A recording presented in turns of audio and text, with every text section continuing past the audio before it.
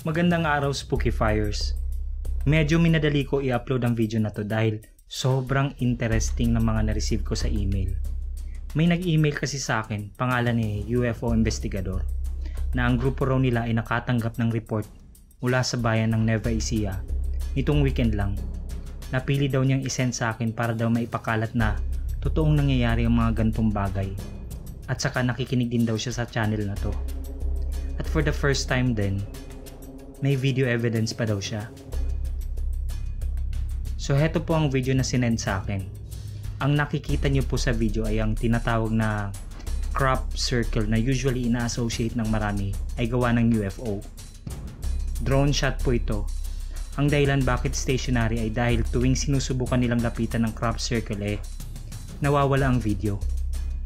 Ayon sa kanya, posible daw na may electrical interference po mula sa crop circle.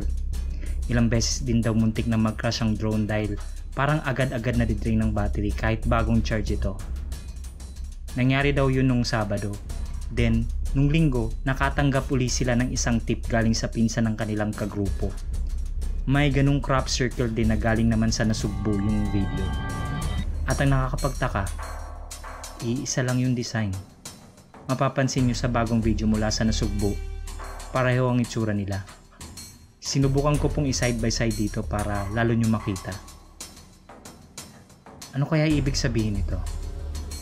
Ayon kay UFO Investigador, ang mga crop circle raw sa isang bansa ay senyas na may paparating na bisita mula sa aliens. May kinontak din ako na taga US na sobrang addict sa mga aliens na yan.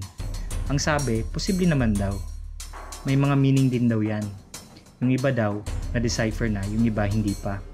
Itatry niya daw i-decipher yung mga crop circles na pinakita ko sa kanya. Hopefully, sa next upload ko meron siyang update. So sa lahat po ng Spooky Fires, please share this video sa lahat ng kakilala para malaman natin kung meron pang mga crop circles na nagsusulputan sa ibang lugar.